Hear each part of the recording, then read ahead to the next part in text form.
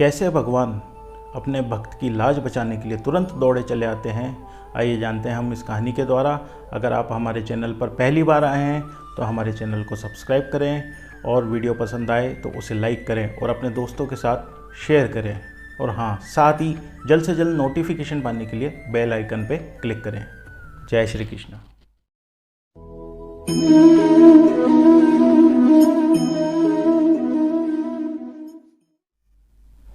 आज हम बात करेंगे एक छोटे से गांव में रहने वाले सामान्य से व्यक्ति मांगीलाल जी की। मांगीलाल जी एक सेठ जी के यहाँ पे मुनीम की नौकरी किया करते थे। मांगीलाल जी का बहुत छोटा सा परिवार था। उनके परिवार में उनकी धर्मपत्नी और एक बेटी थी। उस बेटी का नाम था वृंदा। उनकी बेटी बहुत ही सुंदर, सुशील और संस्कारी लड़की थी। मांगीलाल जी की एक बहुत ही अच्छी आदत थी। वह जब भी अपनी नौकरी पे जाते थे तो वह भगवान श्री कृष्ण के मंदिर होकर जाया करते थे, और जब वह वापस लौटते थे तब भी वे भगवान श्री कृष्ण के मंदिर होकर लौटा करते थे। वे भगवान श्री कृष्ण के परम भक्त थे। मांगीलाल जी का जीवन बिल्कुल सामान्य चल रहा था। एक दिन मांगीलाल जी अपनी पुत्री का विवाह पास ही के नगर के एक व्यापारी के बेटे से तय करके आ जाते हैं। मांगीलाल जी और उनकी धर्मपत्नी इस संबंध से बहुत खुश होते हैं। मांगीलाल जी अपनी पुत्री के विवाह की तैयारी में लग जाते हैं। विवाह के 6 से 7 दिन पहले की ही बात है। मांगीलाल जी और उनकी धर्मपत्नी गांव के अंदर न्योता देने जाते हैं और उनकी पुत्री वृंदा अपनी सहेलियों के पास जाती है। तभी किसी कारणवश मांगीलाल जी के घर में आग लग जाती है। जब ये खबर मांगीलाल जी को पता पड़ती है तो वे तुरंत दौड़े दौड़े वहाँ पहुँचते हैं। मांगीलाल जी ये सारा मंजर देखकर बड़े ही दुखी होते हैं और रोने लगते हैं, क्योंकि उस मकान के अंदर जो भी उन्होंने अपनी जीवन भर की पूंजी जोड़ी थी वृंदा के विवाह के लिए, वह गहने, साड़ियाँ, वह सब कुछ जलकर राख हो जाता है। जब ये खबर उनके सेठ जी को मालूम पड़ती है तो वह भी दौड़े दौड़े मांगीलाल जी के पास आते हैं। वह मांगीलाल जी को आश्वासन देते हैं कि 2 दिन में वह इस घर को तैयार करवा देंगे। 2 दिन के अंदर वह घर भी तैयार हो जाता है।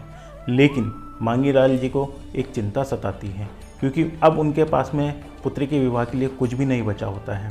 वे बहुत परेशान होते हैं। वह अपने सेठ जी के पास जाते हैं मदद मांगने के लिए, लेकिन सेठ जी उन्हें यह कहकर मना कर देते हैं कि मैंने तुम्हारे मकान के लिए इतनी मदद कर दी, अब मैं और मदद नहीं कर सकता हूँ। यह सुनकर मांगीलाल जी का मन बड़ा दुखी होता है और वो दुखी मन से वहाँ से लौट जाते हैं। रास्ते में आते समय वह मंदिर जाते हैं और मंदिर में जाके भगवान से प्रार्थना करने लगते हैं। वह दुखी होने लगते हैं। वह कहते हैं कि हे प्रभु, अब मैं इस विवाह की तैयारी कैसे करूं? मेरे पास में अब कुछ भी पूंजी नहीं बची है। जब मांगीलाल जी मंदिर में होते हैं तब भगवान श्री कृष्ण एक युवा का रूप धारण करके मांगीलाल जी के घर जाते हैं। वह अपने साथ में कुछ गहने, कपड़े, साड़ियाँ, नकदी और मिठाइयाँ लेकर मांगीलाल जी के घर जाते हैं। घर पे मांगीलाल जी की धर्मपत्नी मिलती है और वह उनसे पूछती है कि आप कहाँ से आए हैं।